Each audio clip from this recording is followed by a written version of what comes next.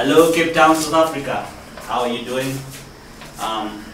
We hope you're having a great time, and we hope that this edition of the Law via Internet conference will be something of a revelation and wonderful. We apologize we couldn't make it to South Africa in time. Forces beyond our control. However, we have the internet, which is really the backbone of our own story at Barefoot Law, and we're happy to share our message and interact with you via the internet. That's quite apt, law via the internet. So here we go. So my short presentation, I'll try to keep it as short as possible, is about how much platform technology can be harnessed for open access to law. Access to legal information and the law is perhaps one of the lesser recognized facilitators of development and sustenance. But as the following example will illustrate, not having access to the law can have grave consequences. Take the example of a lady whom we shall call Wendy. It's obviously not her real name. Who had just been having a hard time raising a family of 4 children and had just recently lost her husband. During the trying time, her family was trying to come to terms with family loss, trying to manage an estate that was crumbling, and dealing with foxes or hyenas, should I say, that are trying to grab at each piece of straw from her family property and estate. Now,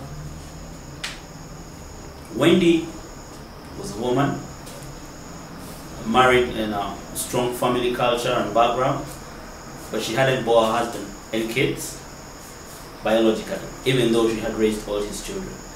And so she was struggling with a family that didn't recognize her, and yet she was part and parcel of it.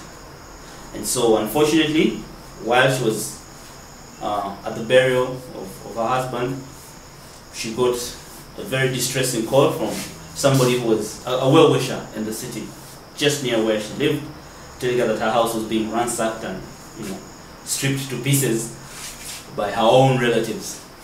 And what that meant was that Wendy had to abandon the very, very delicate process of burial and come back and say what she could back in Kampala. And obviously, this was her own property being stolen by her own people. And what was their excuse? That she was a woman first, which is a very bad excuse. And 2, she had no children with the family, and so she wasn't entitled to property. Very bad excuse as well. And so, it got into the whole protracted battle of property, family, and possibly even threats to life. But luckily for Wendy, through her own networks and goodwill, she was able to get in touch with us via the phone, and the team proceeded to give her legal advice, and eventually we met her face to face and helped her understand how she was entitled and what she was entitled to. And towards the end of it, as of last month, she was in the process of taking letters of administration for the estate that she had lost. Wendy's story is just one of many stories and cases that come through to the Barefoot Law system, and even one of probably thousands every day that do not make it through to the court processes. This is the story of the everyday person across the continent and across several developing countries where the law has not really been infused into the everyday systems. And while some problems are simple and just could be solved with a mere word of advice, some others are a little bit more complex, and they may require somebody to study a little bit of documentation. But by and large, most of these problems may not even need to arrive at the court or judicial systems. And for us, this is where we think open access is and where open access can go. This is where open access might start out as a facilitator of accelerating legal information learning, justice and dispute resolution, and eventually creating a critical mass of legally aware society where democracy, justice, and good governance have taken proper root. First though, we need to understand what open access to the law is, what its scope is thus far, and how far it has been applied to achieve stated outcomes and objectives. In our understanding, open access is the unrestricted online access to peer-reviewed scholarly research By extension, open access to law is unrestricted access to legal research. Obviously, other versions of this definition exist, and sometimes the use of legal research and legal information are done interchangeably. However, the core principle is having information that one can freely access and reuse. Open access in its current form has allowed a lot of people to get more access to information that was otherwise unavailable. Scholarly research that's able to be done now over the internet. Where the new trend of open access to legal information is going, it's created leaps and bounds and opportunities for research, study, and accessing the law in general. However, to create a truly mass impact on societies and communities, open access has to create critical mass. It has to be available to everybody almost instantaneously, anytime. However, for open access to have a truly mass impact on communities and societies and drive change the way we think it can, open access has to create critical mass. Access to information has to be ready, available at a snap to anybody, anywhere, anytime.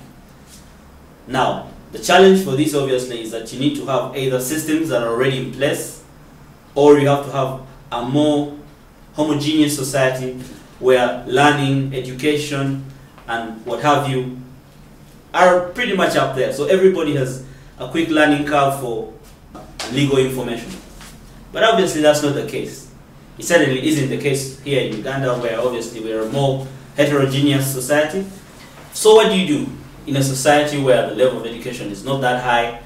We all know that legal information has been designed in such a way that it presents itself to the public and the masses at a level of complexity where not everyday people can read, understand, internalize, and make decisions.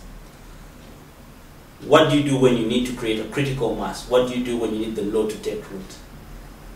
This is where Barefoot Law comes in. The technologies that Barefoot Law has been able to employ are both internet-based and non-internet-based, and some sort of characterization or categorization, should I say, should be in order right now to help us gain some sort of understanding of what we've used, how we've used it, and clearly how we've maximized it. I'll start out with non-internet based technologies, and the first one is radio. No surprises there. Radio is probably the most unique because for 3/4 of a century, radio has been informing and educating masses across the continent. Again, you'll bear with us. The example we're using is based on what we've learned as Ugandans, so even the history of radio is in the context of Uganda, but I'm sure these ring true to very many of you who have experienced radio from wherever your country is. And how are we able to use radio as a technology for open access to information? So the law exists. It's in paper form, it's on the internet, it's everywhere. But not everybody can access it. So the tool as radio, how does it work? Radio is interesting because obviously you don't have a two-way discussion that you would have on other platforms, whether it's face-to-face, whether it's other internet-based technologies. But what we're able to do with radio is to discuss one or two principles at a time. What does that allow? It allows for piecemeal learning. And that piecemeal learning is what puts the building blocks for inquiry, knowledge, and questioning. And so what we do is we partner with radio stations across the peri-urban areas, sometimes even in rural areas, and we're trying to build as many partnerships as we can with radio, with what sort of leverage we can. The second non-internet-based technology is print, and we're all familiar with it in the form of newsprint, in the form of magazines, and all manner of print that's available. Now this is an interesting technology too because it's been around for a long time. It's got challenges or bottlenecks, which is somebody has to be able to read it. And just with the information I shared earlier on, the level of education might not suffice for some countries, societies, economies, whichever. But we've still been able to use print in a unique way. So print, it's not so much disseminating material like this white paper. So the critical way in which we've used print is that we allow the debate to grow, to remain sustained within the print media. And the opportunities are far and wide, because obviously every print inch is paid for by somebody. And we're a zero resource organization, so we do not have the liberty to buy space. But what we do is, through editorials, through discussions, we're able to pick print and use it as a tool to generate debate, to generate talk. And so what happens is, say over a period of 2, 3, 4 weeks where there's been an interview or a discussion about a legal issue in the press, we'll push the buttons on other technologies, and once print picks it up, we'll try and keep the debate in print. So what print is doing as a technology to foster open access is not just to have the words, the law, but to have the debate. In general, those are the non-internet based technologies that we use. It's mainly radio and print. They've got a very good footprint across the country, and there's something that we can harness for the future. As an independent tool, you can tweak it and grow, and open access can pick that and run away with it. We are, though, doing fusion, where every tool and every implement that we can get should interact to double, triple, and expand the impact. And so that's why the internet is the backbone of everything we've done. And I think at this point I should introduce now the internet-based technologies that we've used with Barefoot Law. So the first one is the website, which is pretty ordinary. We're using the website for two key things. One, as a repository for information, and that's key, because that's what essentially most of the open access platforms are about. It's legal information up on the internet that can be easily accessible. So that's been done, no invention marks there. But what that has helped us to do is, as a repository, the information that people need is quick fire access. So as a repository, our website, which is, by the way, www.barefootlaw.org, you can check it out right now on your tablets and computers. This is the hub of our information. This is where we keep all the laws, all the digested information that we have made available to the public. What does that mean? If it's a family that just needs to write a will, they just go up to a website, check for document downloads that are available for free, and bring down a document, edit it, and it's there for their use. Now, it's two things that has happened there. One is the laws regarding inheritance and property that have been taught.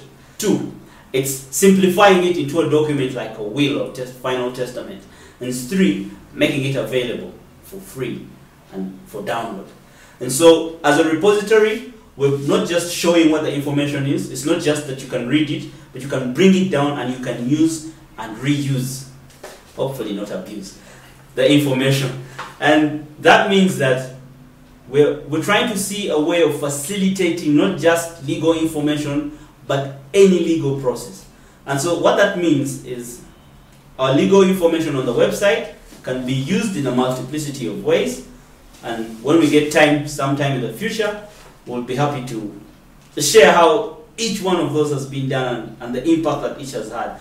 What was really telling for us as Barefoot Law is when we had the opportunity to upload the will and testament, several people contacted us through our other social platforms and asked us what they can do for land. And there was a very important linkage that we saw between inheritance and land. And those are insights that we're getting now. And we're happy to share this at another forum. The second, which is also important, is as an epicenter for all our technologies.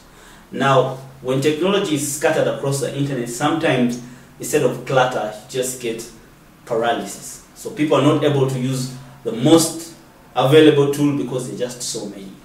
So what have we done as Barefoot Law? We use our website to have applets or connections, let's say, to each one of our tools. And that's why our social media tools are also, you can plug into them directly from our website. You can plug into our download section. We're trying to find a way in which we can connect audio for download. That's through podcasts. YouTube is coming up. This is probably YouTube version 1.1 of Barefoot Law. So, you know, I take credit for the first. But in overall, that's what the website technology is being used for. We're using it as a repository, one, and as an epicenter. And how that facilitates open access to law is because if it's not direct information that somebody can research, it's probably an abridged version or an interpreted version of a law that they need to know. And in our experience, that's what people are looking for, ready answers to their legal question. Another technology that we use as Barefoot Law is Skype. And Skype is at the backbone of what we call the virtual council. Virtual council is where we'll arrange to communicate or discuss or arbitrate with a community or group or individual somewhere else, either in another country or in a community that's far, that's not easy to reach. The simplicity of creating virtual space in which a law office and a community meet. And the virtual council is very important because what it has done is not just disseminating legal information by video, which is, it's helping people who cannot read or who just cannot have the time to go through the rigors of legal information. What Skype or virtual council is allowing us to do is to extend legal information to the point of legal learning and sometimes even arbitration. And we have done this for communities and for individuals alike. The virtual council technology, which is essentially Skype, is a very great facilitator of open access to information. So our next general area is social media, which obviously has been at the crux of our own growth and development. An in-depth discussion on how social media has been utilized will actually be presented by Timothy, and you'll probably see that tomorrow. But quickly, under social media, there is obviously Facebook, Twitter, and YouTube are the three tools that we've been able to utilize. Another area of discussion in terms of these multi-platform technologies that we're talking about are the mobile-based technologies. And we've used the mobile in three chief ways, which we'll break down real quick.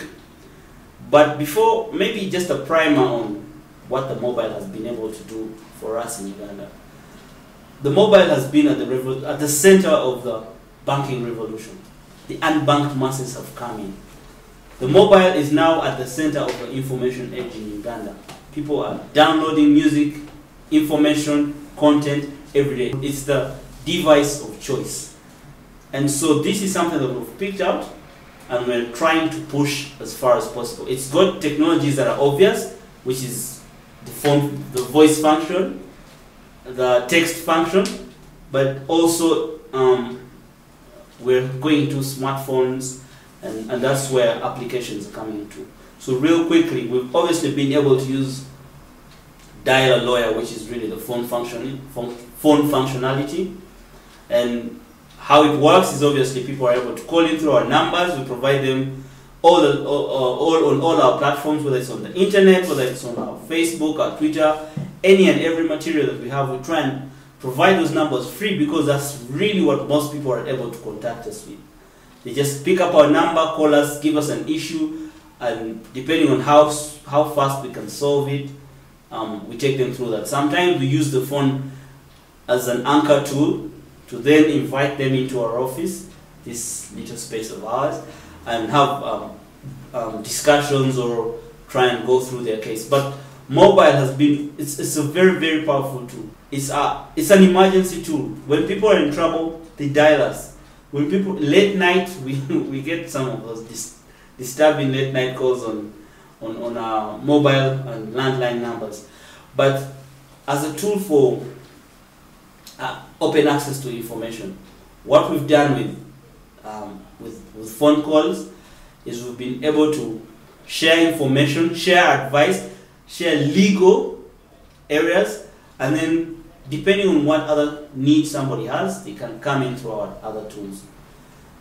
Short messaging, which is SMS, was a tool we discontinued just recently because the cost implication was a bit too heavy for us. It's still a wonderful tool, but we are yet to harness it based on cost and to utilize its full potential.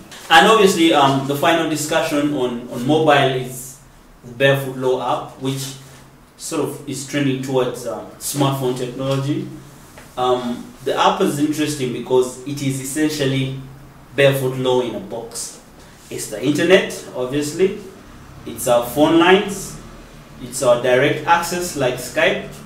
It's everything you need, all the information you need, and we've chosen it to be a driver for the future because it's seated on the tool of choice, the mobile.